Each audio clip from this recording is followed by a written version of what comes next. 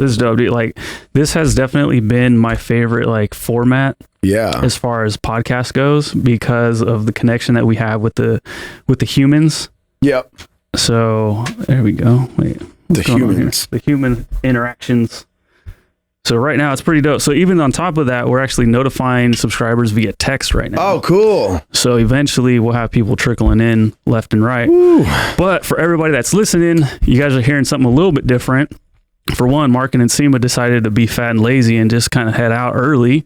Whereas my boy, Nick Wright, fat and not lazy. How many videos have you recorded for us today? Like 87? Yeah, a whole lot. We've been here all morning. All morning. Nonstop. I appreciate the hustle. And so he was filming another video for markbell.com. And then all of a sudden out of nowhere, we're just like, hey, dude, do you want to do a call-in show? And he's like, absolutely. So that's what we're doing today. You guys will have an opportunity to hang out with us on air. You actually be able to talk to Nick on the phone. It's going to be sick. But before I do that, I just want to pay a quick bill. Shout out and thank you to Free Sleeve for sponsoring this episode of the podcast. Again, like I said, this episode's a little bit different, but we still need their support. If you guys don't know, the Free Sleeve, of course, is a wearable cold therapy device, especially if you have like achy elbows, achy knees. You just slide it right up over and you get the doctor recommended 15-minute cold therapy treatment. So drop your straps, wraps, and ice packs and just freeze it, sleeve it, and relieve it. Head over to freesleeve.com at checkout. Enter promo code POWER25 for 25% off and free shipping on all domestic orders. With that out the way, Nick Wright, you are a competitive bodybuilder, competitive power lifter. On top of that, what I want to just say is that you stay jacked year round. Thank you. How do you do that, dude? Don't eat too crazy. I don't go crazy with tracking either. I just try to keep some balance, man. I just eat, make sure I get my protein in, obviously, and just I intermittent fast. I train fasted, and then I eat big in the second half of the day. Yeah. And then I train for both bodybuilding and powerlifting at the same time. Okay, so with that in mind, for me personally, like I did a cut and I got in really good shape. And then everyone's like, oh, do you need to like put on some size now? Like you're too skinny. Like let's get you a little bit bigger so that way you can develop more muscle. I did it completely wrong because as soon as I started seeing that definition go away, I got so depressed. Yeah. How do you avoid like getting in that weird mindset of like, no, I gotta stay shredded, and then you don't, and all of a sudden you get like really sad and depressed that you're like, all that hard work is gone now. Well, it depends on where your threshold of going crazy is. So if you are somebody who the second you just go above 5% body fat, you freak out. That's something that's a little more psychological that you're gonna have to work on psychologically, kind of detaching yourself from that. But if you're talking just realistic, moderate amounts of change, like you go past 10%, maybe even into 12% plus range, and you start seeing like the veins and the ripples disappear, you can find a happy medium of bulking slowly and making gains slowly to where you don't really have to get too much heavier than that. You just got to understand that to lift optimally, really high volume, really hardcore year round, and you're gonna have to be in a caloric surplus. And then with a caloric surplus usually comes a little bit of extra fat. And just know that you're building the muscle in this time, and take advantage of the extra water weight and the extra fat that you have and use it in the gym, because the extra fat and water is going to help cushion your joints and make lifts feel so much better. So get that heavy lifting and get that overload in. But you don't have to go crazy though. You don't have to get up to the point where, cheeks are looking like chipmunks and you're gaining 20% body fat. Mm-hmm. You can keep it pretty lean. You just have to be patient and remember that muscle gain is really, really slow. So, don't be afraid to not go crazy. Keep a little bit of leanness going. You don't have to gain 10 pounds, 15, 20 pounds, and just be patient. But at the same time, if you lose a little bit of the veins, a little bit of the ripples, that's okay. It's part of the process, and take advantage of it in the gym. Mm-hmm. And when you talked about like the process, right, of it being a little bit on the slow side, you started lifting at a very young age. So like around what age were you when you're like, oh, this is actually starting to, like, I can see a difference now? Right. I started lifting at 14, and that was my freshman year of high school. It wasn't until probably my junior year, like 16 years old, that I started finally feeling a little more filled out, kind of being happy with results. So first couple of years there, and that was kind of just doing things trial and error before the age of social media and so much information being available. So, even after I'd already been training for like 6 or 7 years, when I started powerlifting in 2014, it was almost like I relearned how to train all over again. And then suddenly I made leaps and bounds just from like learning the real technicals of the power lifts. It even helped my bodybuilding side of things. So learn as much as you can, but keep in mind that it's just a slow process that takes time. And it takes a lot of learning, and learning takes time.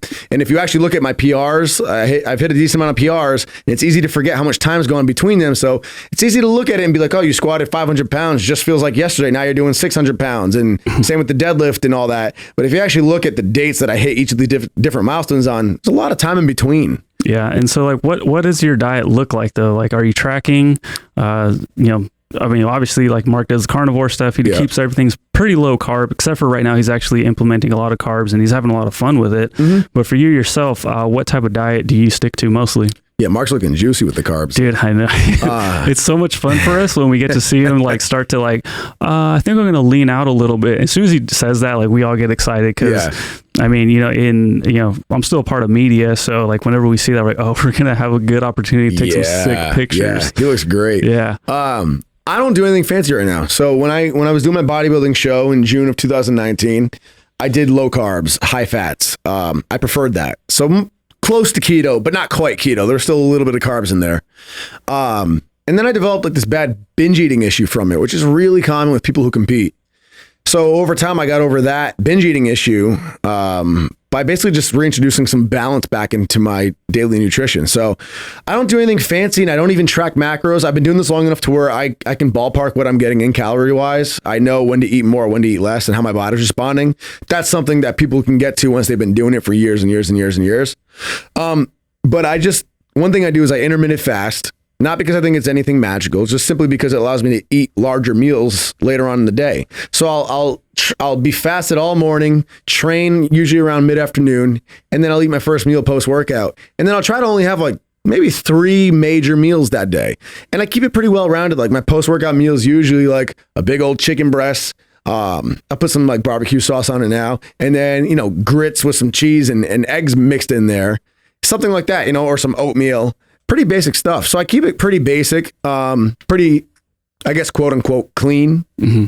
But yeah, I'm not afraid of like having a lot of it. And I'm not afraid of throwing things in the mix as well either. Cause I just know, I'm not eating a whole lot. So that's the way to do it. You can eat big, fun meals that are large as long as you're not overeating them and eating too much of them. Yeah. And it's like, I mean, you're pretty far removed from those binging days and stuff. I don't want to say we can joke around about it now, but I remember you were saying, you're like, it wasn't like a matter of like 1 or 2 bowls of cereal. It was like 1 or 2 boxes. Oh yeah. So I have to ask, dude, what's your go-to cereal? Oh man, I haven't had cereal in so long now.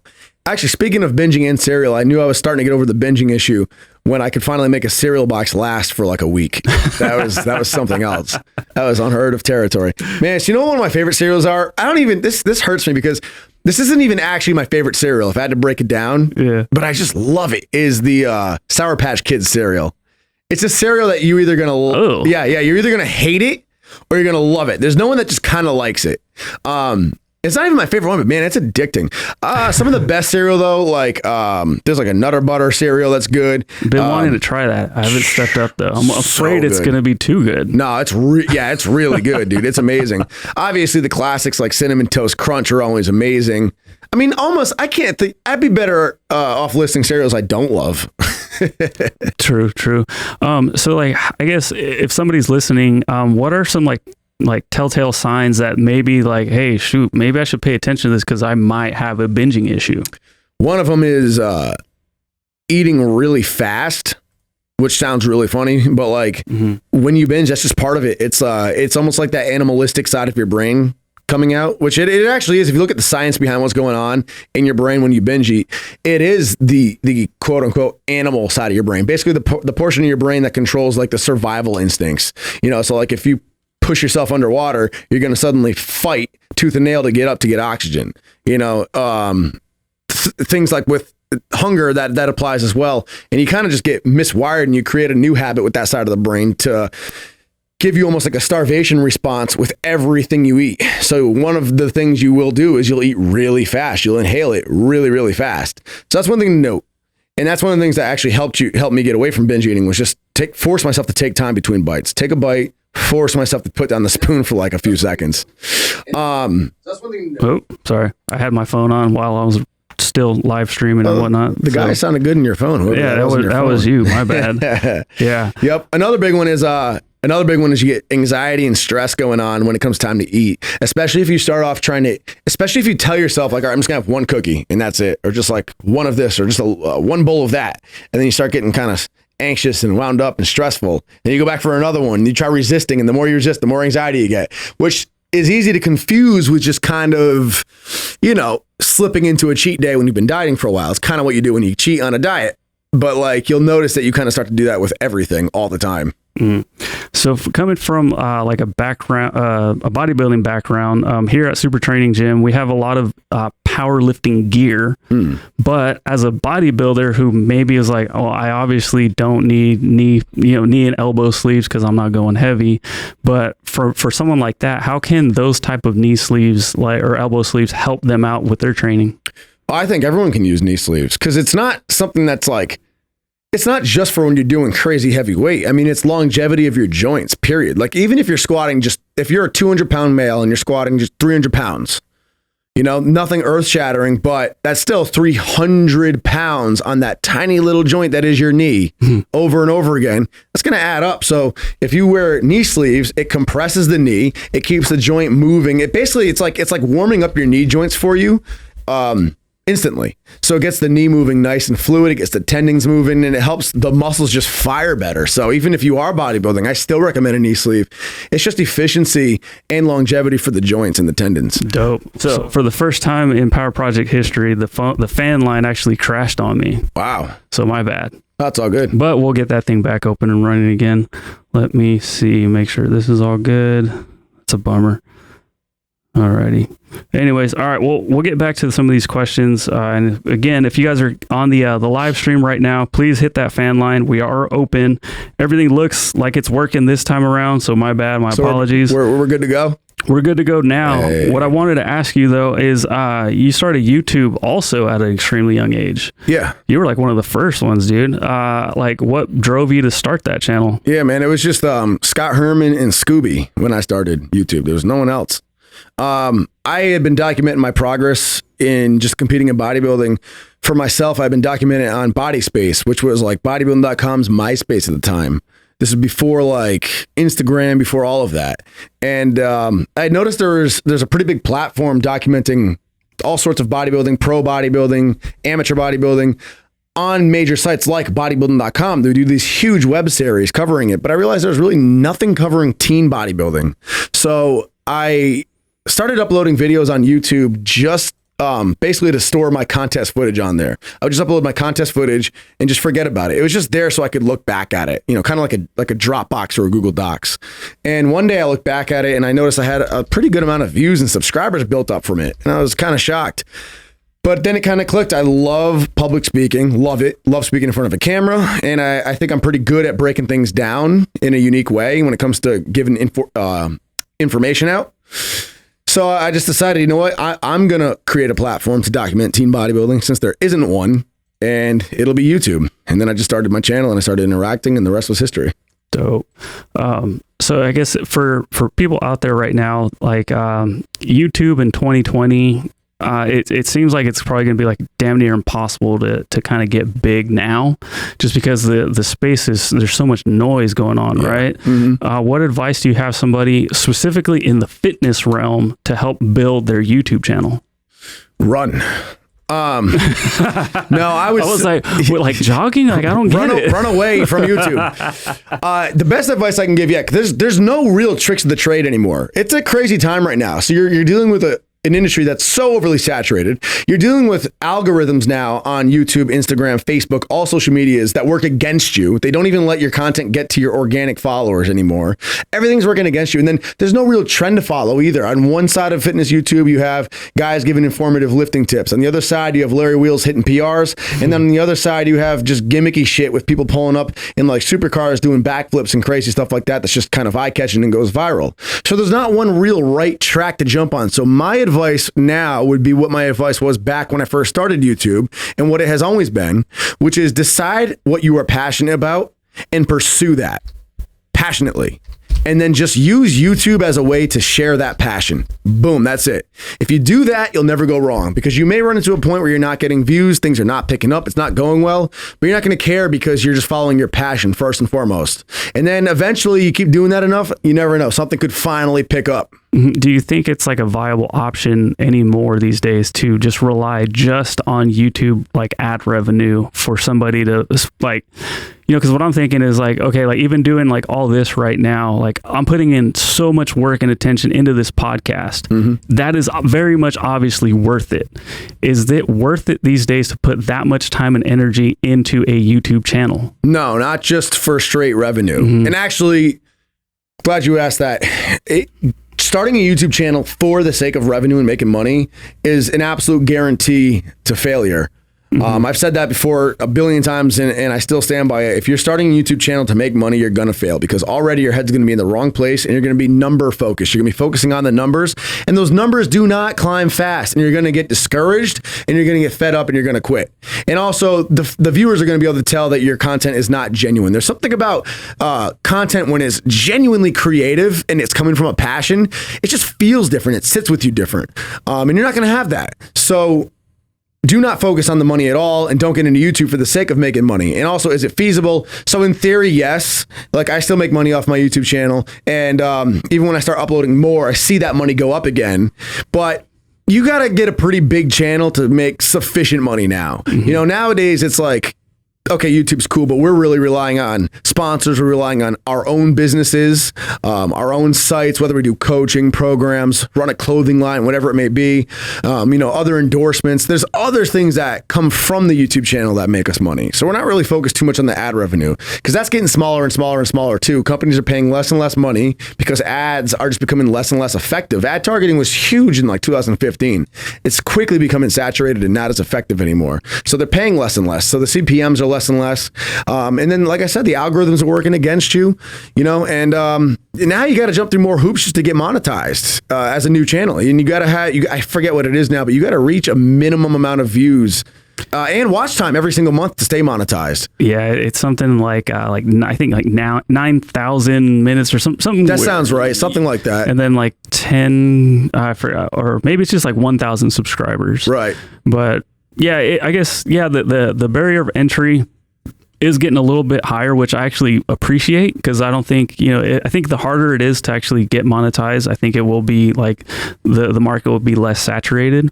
But as far as being a viable option of like, because like my daughter's 12 years old, and like most kids, she's like, I think I just want to do YouTube. It's like, well, it's going to take a little bit more than just making like a YouTube channel, right? Yeah. It takes stuff like social media. Yep. So are you guys, like you and Ariana, the only two that like run your social media? Yeah, we're the only ones that run it. And what you said, I want to go back actually what you said about it kind of the tighter standards for getting monetized, kind of weeding out a lot of the non-deserving content. That is true as an ideal, but I don't think it's working that way in practice, because I think what's happening is you're getting less and less efficiency from ad targeting. So people are paying less and less and less. And what ends up resulting is the few companies that have the money to spend are going to start becoming very choosy in what kind of channels, what kind of content they do put their ads into. And then what YouTube ends up doing, and all social media ends up doing, is they end up conforming this algorithm that's going to eventually favor these sort of videos. And we're already starting to see this a little bit now. You're starting to see more censorship happening on YouTube now, because it needs to appeal to advertisers. And then you're also seeing it. And I think it's still a little bit more robotic right now. I don't think it's necessarily someone's out there favoriting certain videos, but I think this is the direction it could very easily go in, and is starting to go in, where the type of content, the type of genres that do make money, the investors just want to invest their AdSense into that. So therefore, YouTube's going to start favoring those, and those are going to be the recommended videos, and the videos get circulated in the feed. And what you're going to see is entire genres start getting fizzled out and pushed off to the side. So initially you started off with, okay, cool, we're making it so you can't just be anybody and jump onto YouTube. But now you're going to make it so, okay, even if you're a deserving channel, you just don't fit the criteria of advertisement, so you got to get shoved off to the side. Dope. Okay, cool. Looks like we got a call. All right, let's see what we got. And boom. Caller, what's your name? Where are you calling from? Hey, my name is Louis from down in Texas. Texas in the house. What's going down, man? What's up, Louie? Not much. Cool. What's up, dude? Do you have any questions for Nick? Yeah. Fire away. What's the difference? What's the diet? What's the type of diet to do for powerlifting? For powerlifting, simple is best in my opinion. So you don't need to overeat and get fat like a lot of powerlifters think you do. You can keep it pretty similar to what you would eat for bodybuilding. So eat enough calories to where you're in a caloric, at least caloric maintenance, if not a caloric surplus. And they have a lot of videos on YouTube right now that you can just type in how to find my macros, how to track my macros. And they'll give you some equations how to figure out how many calories you need. So make sure you're getting in a good amount of calories overall. Make sure your protein intake is nice and high, roughly 1 gram of protein per pound of body weight. So if you're 200 pounds body weight, roughly 200 grams of protein, excuse me. And you want at least, 20% of your diet to be good fats. That helps your hormones there. So, you can make a decent amount of it fat and then just fill up the rest with carbs. It doesn't need to be anything too fancy or too crazy. Actually, Louie, while I have you on the line, you know what I have? I have the exact math, I think, for that diet. Ooh. Let me see. Breaking down some macros for him. Yeah, I had it. Where is it? Oh, here it is. Yeah, okay. So for calories, to find your calories, take your body weight, multiply it by 14 to 16 times. So if you want to be safe, just times your body weight by 15. That's about how many calories you should start with. Then protein, about 1 gram per pound of body weight. Fat, you want to do your body weight times 0.3 or 0.4 if you want it on the higher side. And then whatever is left, you calculate all that out. Whatever's left is, you can just fill it up with carbs. But keep it simple, man. Just protein, get those carbs and fats in, and just eat well. Yeah, what kind of food do I stay away from? Well, that's going to come down to you more than anything. I mean, in a general sense, eating higher quality foods. So like obviously your meats, your vegetables, fruits, things that are going to be higher in vitamins, nutrients overall, getting good fiber in is always the best way to go. So then foods that wouldn't really fit into that would obviously be like a lot of the processed sugar stuff. Processed sugar isn't evil. You can have it. It's not going to destroy you, but you shouldn't make your entire diet be, ice cream and chocolate and things like that 24/7. And as far as lifting goes, be very careful. This is going to come down to you finding out what works for you, but you're going to want to make notes of what foods don't sit well with you when you're lifting. So, if you're someone who gets lightheaded or you have high blood pressure, when you lift, maybe don't have a whole lot of sodium. Don't go have sushi with a bunch of soy sauce right before you lift, or if you have a sensitive stomach, stay away from maybe greasy foods, no fast food, stuff like that. Things that are going to make you sluggish and possibly mess up your stomach and performance. Does it count that say I do cardio, say 3 times a day? You do cardio 3 times a day? Yeah. That seems like a lot of cardio. What do you do? More like running and all that. Well, if you are doing cardio that much, I mean, I don't know exactly what your schedule looks like, exactly what your goals are, but if you're doing that much cardio... Well, not 3 times a day, but more like once a day. Do you mean 3 times a week or 3 times a day? I do it every once a day. Once a day. Okay, yeah, that's good. Yeah. Yeah, that's good. I like that. I like doing cardio once a day. Do it after you lift. I wouldn't do it before you lift. Okay. And you don't have to do it right after you lift. You can lift, you can eat, you can come home, you can relax, whatever. You can have dinner, you can the whole 9 yards, and then you can do it later on in the evening if you want. Or you can lift and you can just have like 1 scoop of protein. That's what I like doing when I do them both at the same time. I'll go into the gym, I'll lift, I'll bring 1 scoop of protein with me, usually in like a small little Tupperware, right? And I'll mix it up in my water bottle at the end of my weightlifting workout. And then I'll pound that, and then I'll go onto the treadmill and do my cardio. So you get a little bit of that protein in right after the workout, which is good, because protein repairs muscle. So you want some protein definitely throughout the day, especially after you work out. You're not going to die if you don't have it. You're not going to wither away if you don't have it, but it doesn't hurt. But you could do that. You could just work out. You could have your protein right there in the gym. after your weights, and then you could do your cardio, or you could work out, go home, eat a real meal, and then do cardio on its own time. But I wouldn't do cardio before you do your weight training stuff, just because cardio can drain you. It can tire you out a little bit. And it can even make you tight. So if you did cardio, then you come in and try to do a heavy squat, the squat might feel like trash. So does it matter like how long in the cardio? That's also up to you. If you're walking, like if you're doing like a steady walk, usually 45 minutes is a good minimum. If you're running, that's up to you, and it depends exactly what you're doing. You can do a 30-minute jog. You can do, intermittent, where you do like sprints and then slow down and sprint and slow down. So it depends on what you're doing. That'd be high intensity interval training. Okay. Good to know. Thank you, Nick. Awesome, man. Awesome. Hit me up on Instagram anytime you have a question too. I'm always there. Cool, man. Appreciate you taking the time to call us. Take it easy, bud. Later, brother. That was dope. Real quick on the cardio thing, because what I like to do is I actually just go for calories. I don't go for time. Yep. So like I make sure like I at least get 500 calories burnt, like estimated. I'm not saying like, oh, I can now eat a 500 calorie meal extra at the end of the day. Yeah. It's just the target. What do you think about that?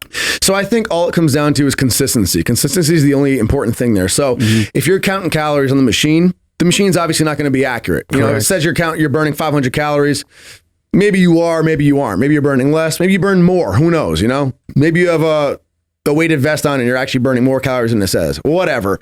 But what it does mean is that that walking at that pace, if it's on a treadmill, you say you're walking 4 miles an hour, whatever pace you're doing, that at that pace for that amount of time, you're burning the same amount of calories. So even if 500 calories isn't accurate, if it's only 300, whatever, if you repeat that same exact pace and time every day, you're guaranteed to be burning the same amount of calories every day. Right. And you can figure out if it's, enough or you need more just by eating. If your weight isn't going anywhere, then maybe kick it up a little bit or eat a little bit less in proportion. If you're doing that and you're dropping weight really fast, then hey, maybe you're burning more calories than you realize. You can eat it a little bit extra, Man, 4 miles an hour. Who are you, David Goggins? Yes, I am. All right, let's take another call. Let's see who we got. Caller, what's your name and where are you calling from? Yeah, what's up? My name is Mitchell. I'm calling from Atlanta. Mitchell, what's going down, man? What's up, man? Not much. This is Nick, right? Yes, sir. Oh, nice, dude. Yeah, I was wondering. So, I'm 19. I'm basically doing like a kind of like a power building split right now. I love it. And I'm wondering like what set and rep range do you think is the best for bench press? Because I've been doing a 5x5, but I was wondering. I've tried different things. Like before, I was doing like just a typical bro split, like 3 sets, 8 reps. Right. Doing a 5x5 now, I was wondering what your take on the best like rep range is to increase the bench. So rep range is a little different from person to person. One person might respond better to high reps than low reps, and then another person might be the total opposite. And it also can depend on where you are in your training. But personally, what I found for definitely myself, and I found this for a lot of people, it's not the golden rule, not the law, but it's something I've definitely found that works a lot, is typically lower reps for bench press. So I personally stick to around 4, actually. So I have a power building program that I designed in 2018, and it's the same one I've used for the last couple of years now. I haven't switched off of it, and I'm still making progress on it. And a lot of my main bench days there are 4x4s. And then I'll have like a variation bench day. I'll bench twice a week. And I'll have a variation bench day that'll be like a long pause day, so like a 2-second pause. And that one I might do like 5 sets of 3, something a little bit different there. But for my main working bench day, I'll do like a 4x4 and I'll progress the weight up a little bit each week. And that's the other big thing too. It does matter what your reps and sets are, but it also matters how you're progressing with the weight, because that should also be strategic. Kind of like the same way you'd drop your calories down strategically when you're doing a cut. It's kind of how you want to move up in weight as well. Yeah. So first 3 weeks will be a 4x4. And then starting on week 4, I actually start doing a heavy single, not a max, just a heavier single than my reps. So I'll do a single and then I'll drop down to a slightly lighter weight and do a 4x4 after that, if that makes sense. Yeah. And also, what do you think is the best, like accessories for bench press? So one accessory that gets so overlooked in powerlifting is the dumbbell press. It's so simple but so effective. And you could do the flat dumbbell press, or if you're already doing a lot of flat benching and you're kind of gassed from that, you can just do incline dumbbell press. And you don't even have to make it heavy. Heavy dumbbell pressing can work well, but like what I'll have some of my guys do when I train them is they'll do all their flat bench work, and then afterward I'll have them do like a 3x8 on incline dumbbell press. Nothing too crazy, not super light, but not super heavy either. And it works amazingly. That and close grip pressing for the triceps are probably like the two biggest exercises. And then, man, the biggest thing for benching, so dumbbell pressing, close grip pressing, and then just the biggest fixer of all for everyone is simply pause reps. Start pausing all of your reps. Doesn't have to be a long pause. It can be a half a second. It can be one misses up, like that easy. But start pausing your reps and control the bar. Like, go on. Yeah, you think I should do that like on every set? I should do pause reps. Yeah, ideally, yep. And it may suck at first because like they're tougher when you're not used to them. So you're probably gonna have to go down and weight and just practice with a slightly lighter weight. But I'm telling you, man, once you get used to it, they will blow your bench press up. Because if you've ever failed a rep and you got it like off your chest, but then it kind of started failing like midway up, that's usually because you don't have enough power off your chest. And so pause reps will help that. Okay, yeah, thanks. I never really did pause reps. So yeah, man, that'll be the biggest game changer right there. Cool, man. Thank you so much for calling in. We sincerely appreciate it. All right, yeah, thanks. Awesome, dude. Catch you later. Awesome, man. Dope. Cool. Let's just hop right into it. But I was going to ask you, actually, I'll ask you after this. Let's see who we got next. Yo, caller, what's your name? Where are you calling from? Hey, what's going down, man? It's your boy DW from that big H-Town. What's going on? Hey, H-Town, Houston. What's up, man? Hey, man, I had a question regarding I'm getting ready for a meet in here next year, but I'm currently in the cutting phase. I'm about, let's say, 190. Mm-hmm. I'm cutting down to 175. That's my goal around January. And I had a question for you regarding that. Do you I competed at 181. Okay. So would you recommend me during my cut when I'm in about that, range of 181 to go ahead and compete, or just finish my cutoff at 175 and just kind of, not bulk up, but like kind of, ease your way back up. 181 meet. Yeah. How would you go about that? I would do your second option 100%. I would cut down. Alrighty. Yep. I would cut down 175 and then ease back up into that 180 range and then do a meet. Just because when you are in the middle of cutting, especially when you're deep into a cut, you're going to be zapped, man. You just don't have enough calories to really be your strongest. You're going to be kind of withered, low energy. So you want to have some energy. You want to have some calories in you. You don't have to be necessarily heavy, but you want to have at least energy and calories. So I would do the cut, get shredded, get lean. And then after 175, slowly, you don't have to get fat, just slowly kind of add a little bit more calories in slowly. Even if you come in light, like 180, at least you're going to have extra calories and energy in you. You're going to feel a lot stronger. Alrighty, man. Thank you, man. You answered my question. I had another one. So where do you think the state of powerlifting is heading to right now? Like, or the future? Yeah, I like it, honestly. I like kind of where it's going. We're seeing stronger and stronger lifters now than we've ever seen before, especially in the Raw circuit. Yeah. And obviously Raw's taken over. And it went through like a cool transition, in my opinion. So you went from the older school, West Side Barbell era of guys where they took it, I don't want to say too seriously, but I mean, they were very extreme with it, willing to die for it, to the point where they almost were dying during it.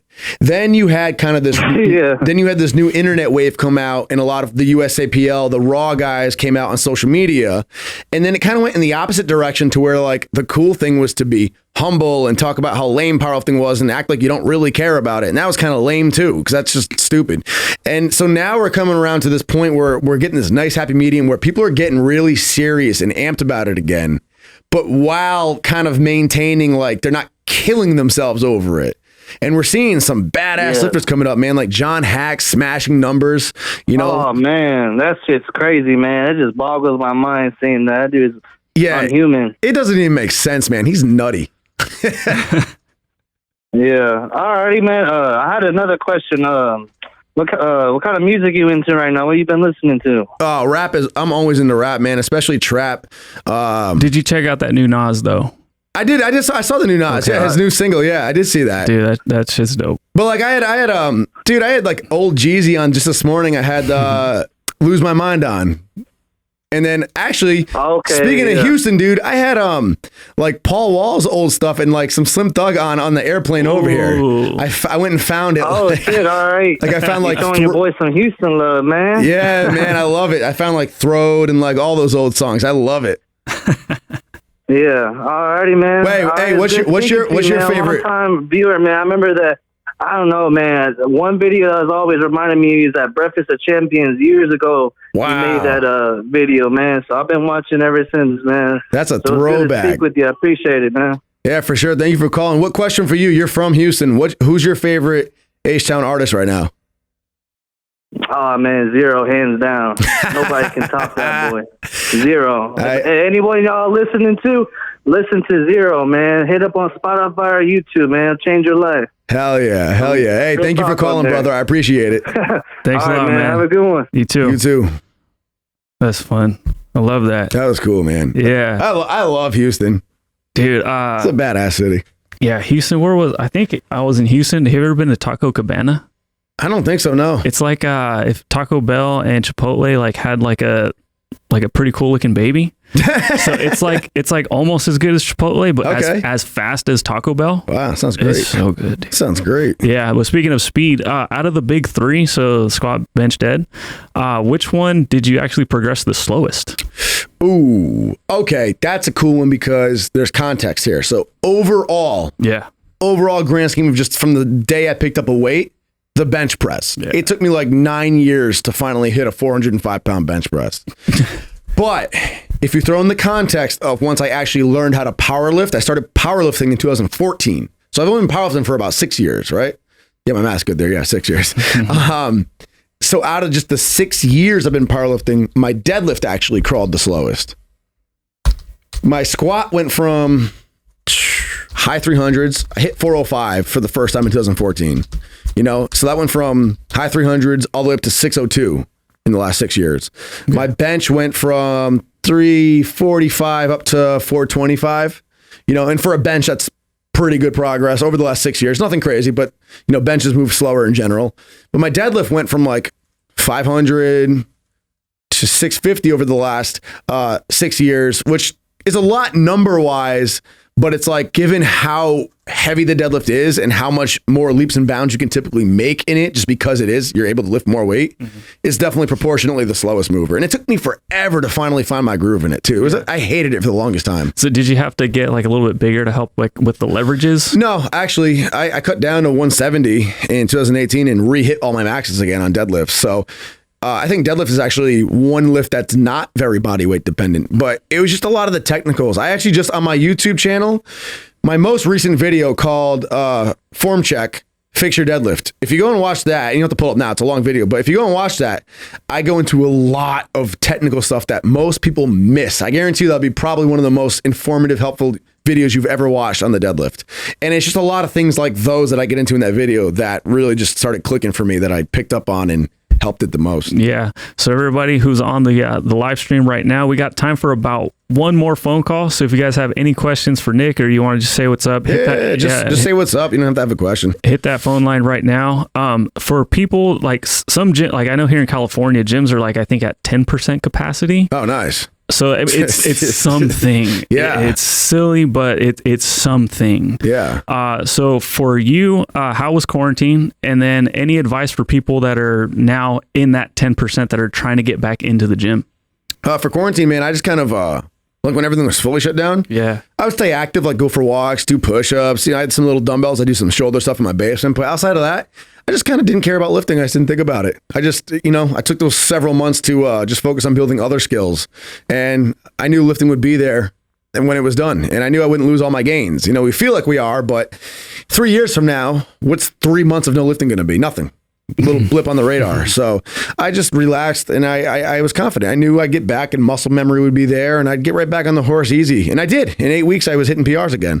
So for people just getting back in and it's limited capacity, just be patient, do what you can.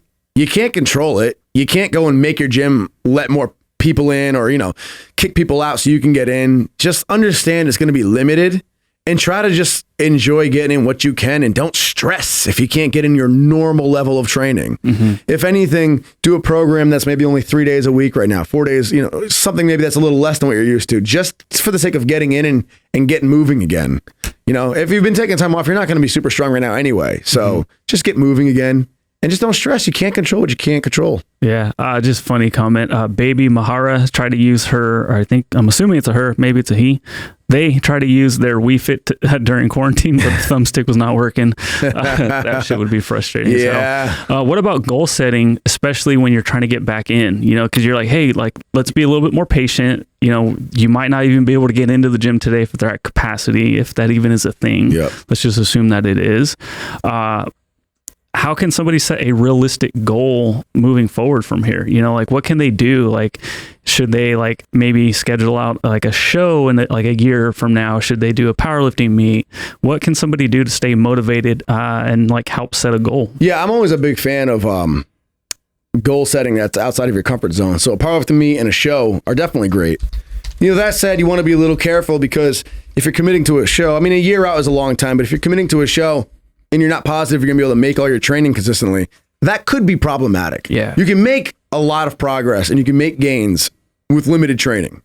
But to do a show or even a meet, that can be a little trickier. You kind of want everything to be on. So, play that one safely, but you can still set other goals. I set a goal to hit a 600-pound squat. I want to get back in the gym. I've been wanting to hit a 600-pound squat for a while. I just never had. And I was like, I'm going to do this. And believe me, squatting felt heavy my first day back in the gym because everything felt heavy. I was starting from square one again, like everyone. But I got on my lean strength program, so get on a program, a good program, and commit to it. And then if you can't hit every day of your program, rearrange it and readjust it a little bit. Make it a three day a week program if you have to, and make that be your goal. See what PR you can hit just with that 3 day a week training. And if anything, take it as a challenge to learn about programming, because that sort of trial and error is going to make you, especially if you learn how programming works, that's going to make you good at programming your own strength. Yeah. So, and how did you learn how to program? Well, years and years of studying and applying it, obviously. And then also I was coached under a few different good coaches, but I was coached under Brett Gibbs, who is a 3-time IPF world champion and just a phenomenal powerlifter. And he coached me for about 3 years, and I learned so much from him. He has such a technical eye, but I always wanted to learn it for myself, because it's really easy to let a coach just tell you what to do and make whatever changes he wants you to make and not really think about why you're making them, and then you can get some progress. But I always wanted to understand it. So I would learn from him. I'd figure out why he wanted me to do what. And then I'd also just be studying on my own time, constantly studying physics, biomechanics, the way the body works, leverages, programming, the principles of programming, structuring it, how the central nervous system works. So just years of studying it, applying it, learning from the best, and just accumulating knowledge. And I'm still learning to this day, all the time, constantly. Mm-hmm. Yeah. In today's day and age with social media, social distancing, it's creating a lot of introverts. Do you think somebody can learn how to program for themselves without getting a mentor or a coach first? Yes, definitely. Yeah. Definitely. The coach is just a nice advantage. It can help you fast track. If you have me telling you how to peak for a meet and giving you the ins and outs of why you're doing everything to peak, you're going to understand it that much faster. But you would be able to still take your time, YouTube search a bunch of videos of programming, of peaking, of how the central nervous system works, of how tapering works, volume, frequency, that whole 9 yards. You could Google articles and articles on it. You could learn the scientific side of movements, the biomechanics, to really learn the technicals of a lift. You could learn all that on your own. It was just, you're going to take a little bit, it's going to take longer. You're going to have to do your own research and stuff. So obviously that takes longer, and it takes some discipline, because it's not the most exciting, glamorous thing in the world to do. So yeah, definitely. If you don't have someone telling you, you have to do your own work, but it's all out there on the internet. It's a beautiful time to be getting into lifting right now. Yeah. So outside of you and Mark Bell, who are some YouTubers that people can go to for some good information? Definitely me. I'm not even saying that boastfully, dude. I've just been like, it's kind of frustrating. I have been busting ass. I've been so proud of the content I've been putting out for informative videos, and I think this content is gold. I don't think, the feedback has been agreeing with me, so I'm not just like assuming this, but YouTube is not circulating these videos recently. Just like the last month and a half, I cannot get a video circulated. The algorithm. Yeah. So. Definitely check some of those out though. You know, I don't even care at this point. I've been doing it forever, but so it is what it is. But it really, if you want some good solid info, check out my bench videos, squat videos, and deadlift videos. I think you'll be really impressed. Mark Bell has some amazing videos. Man, who's on the channel that I've learned? No one really does like too much informative stuff anymore. Yeah, it's been a while. I just remember watching like Elliot Holst back in the day. Yeah, like he was good back in the day. I remember Omar Isuf did a lot of powerlifting content back in the day. I don't think he does too much powerlifting now. I think he did a lot of Olympic lifting, you know, but he had some great stuff back when he was doing powerlifting. And yeah, and I don't think it's like a bad thing to obviously, you know, promote your channel. Yeah, Candido, a lot of his older videos are definitely very informative. Yeah. And those are helpful. Yeah, because it's funny because like, you know, I've heard Mark say this on a couple occasions, and the first time I heard it, I got a little emo, to be honest, but he was like, yeah, people aren't going to understand what I'm talking about until I'm dead. And I'm like, whoa, dude, like that's heavy. Yeah. Like calm down with that. But then he said it again, and I'm like, okay, now I understand, because like what you just said, like I have so much content on my channel, and it's like, okay, because of a silly algorithm, now people aren't going to pick it up and watch it. Yep. But now it's like, okay, maybe like, so one of our regulars, Robo Hobo, just said he went and subbed on your channel. So yeah, dude, he's going to get a ton of information. His bench is probably going to go up now. Cool. Yeah. So I have literally, if you just type in, for anybody, you just type in Nick Wright, the key to and then insert one of the big three, the key to a 400-pound bench, key to a big deadlift, key to a big squat. I have a ton of different videos on those. And I really am not trying to boast, all jokes aside, because I can roast myself. There's a lot of things I suck at. You know, I suck at sports. I mean, you know, I'm an average powerlifter compared to like genetic freaks out there, right? But I think one thing I really am good at, one strength I do have, is my ability to relay information in a way where it can apply to an advanced lifter who already knows what he's talking about, doesn't want to be bored with the basics, but also makes sense to someone who's brand new. And I've gotten a lot of awesome feedback to confirm that. I've heard, which makes me really happy, I've heard that from people. People telling me, hey, I've read this book and I've been under this coach and I've watched this video, but nothing clicked just like it did when I finally watched your video here. I just think it's something that it just happens to be just one of my strengths, and I am amped if it can help anybody out at all. I really don't care about the views for views' sake at this point in the game. I've been doing YouTube forever, but just know that stuff is out there for anyone to use. It's a bunch of free information, so I hope it helps. Yeah, absolutely. So again, just one last reach for or calling out if anybody wants to give us a call. If not, we're going to probably wrap things up pretty soon here. For you, Nick, you get this question a lot, I'm assuming, like what's next? Like, I know you're here, you're going to hit a huge squat tomorrow. I think that's tomorrow, right? Or is that Thursday? Yeah, I think that's tomorrow. Okay. One of these days you're going to hit, one of these days while you're here, you're going to hit a big squat. But like you were just talking about YouTube, you're powerlifting still. Is there any other like maybe business ventures that you're hoping to get off the ground soon? Like what's next for Nick Wright? I had a huge business venture going that I was really excited about. I put a lot of money and time into, and then COVID kind of just squashed it. Yeah, you know, especially when you're outsourcing things, it just kind of squashed it. But it's kind of a blessing in disguise, because it really, like, between that and the gym being shut down, forced me to dedicate my time to learning trading on the stock market. I'd always invested, so I got heavily into trading, and I've been really into like full time, really learning technical analysis. So only trading pattern breakouts. I trade specifically options, and I do this full time now. So, but like same thing as learning programming. You know, anyone can go in the gym and just mess around and have some luck and move some weight. But real programming really sets you apart. Well, same thing with the trading thing. Anyone can go on and gamble their money away. But if you really learn technical analysis, it becomes a lot more structured. It becomes a skill set, and it becomes pretty awesome. And it's full time, and it's something that's always there. So that's become my new obsession. That's my new like full time thing. Minus these last couple of weeks because I've been traveling. But yeah. Where else have you guys been traveling to? Before this, I was running back and forth between Rhode Island, where I live, and then New Hampshire. So there's a 4-hour round trip drive just to take care of my grandparents. So it just involved a lot of, up all night. And so it wasn't even that far of traveling, but it felt like it. Yeah. I was glad to be up there and help them, definitely. But it was a very busy couple of weeks. Yeah, especially for the help that you were offering, which we'll get into on the podcast tomorrow, I'm sure. Yeah. So if you guys were digging this conversation that we had today, thank you everybody that did call in. That was really cool of you guys to step up. Very cool to talk to you guys. Yeah, I do love this format. Apologies for the miscue early on, but dude, seriously, dude, like I look up to you so much, like even more so now, just because. Man. Like, well, I know what it's like to have a busy day. You know, back when I was doing more photos and more videos for the team, like I would be next to you or whoever the guest is all day as well. And I would get exhausted and I'm just holding the camera, you know, I'm not in front of it performing the way you are. So to watch you do all that, I'm just like I get it. Like, I get why you're Nick Wright. And I'm not saying that you think like you're The Rock or anything like that. But like you got flown here, you're featured here for a reason. And it's because like, dude, you're hustling and your energy is like top notch. So I sincerely appreciate the time, dude. Like I really, like I do, I admire the shit out of you. So thank you so much.